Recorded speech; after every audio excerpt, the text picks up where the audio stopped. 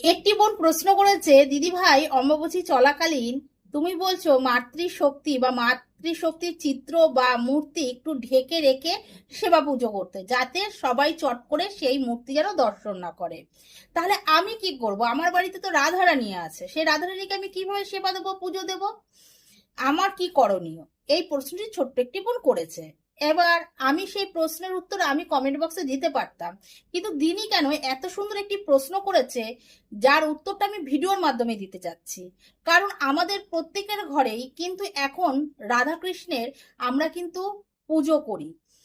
তাই জন্য আমাদের এই জিনিসটি জানা দরকার। প্রথমেই বলছি, অনেকেই বলে রাধাকৃষ্ণের পুজো করি, অর্থাৎ আমরা পুজো করি। পুজো কথাটা কিন্তু না, রাধাকৃষ্ণের সবসময় পুজো হয় না, সেবা হয়।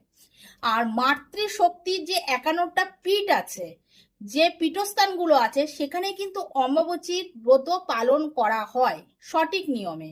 এক্ষেত্রে রাধারানীর ক্ষেত্রে কিন্তু সেটা কিন্তু প্রযোজ্য না। রাধারানীকে আমরা যেভাবে সেবা দিই, সেইভাবেই কিন্তু আমরা সেবা দেব। এক্ষেত্রে অম্বুবাচীর নিয়ম রাধারানীর উপরে কিন্তু যায় না। কেন যায় না? রাধারানী হলো গিয়ে শ্রীকৃষ্ণের আহ্লাদিনী শক্তির বহির্প্রকাশ। তাই জন্য শ্রীকৃষ্ণ আর রাধারানী কিন্তু আলাদা না। শ্রীকৃষ্ণকে যেভাবে সেবা দিচ্ছি, আমরা সেভাবেই রাধারানীর সেবা দেবো। তাকে ঢাকার প্রয়োজন নেই, কিচ্ছু করার দরকার নেই। ভগবানের জন্য নিয়ম না, ভগবান যে তার উপর কিন্তু নিয়ম নেই। দেব দেবীর কিন্তু অনেক নিয়ম কানুন আছে, কেন তাদের পুজো করা হয়।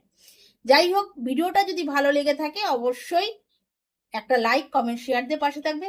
রাধে রাধে।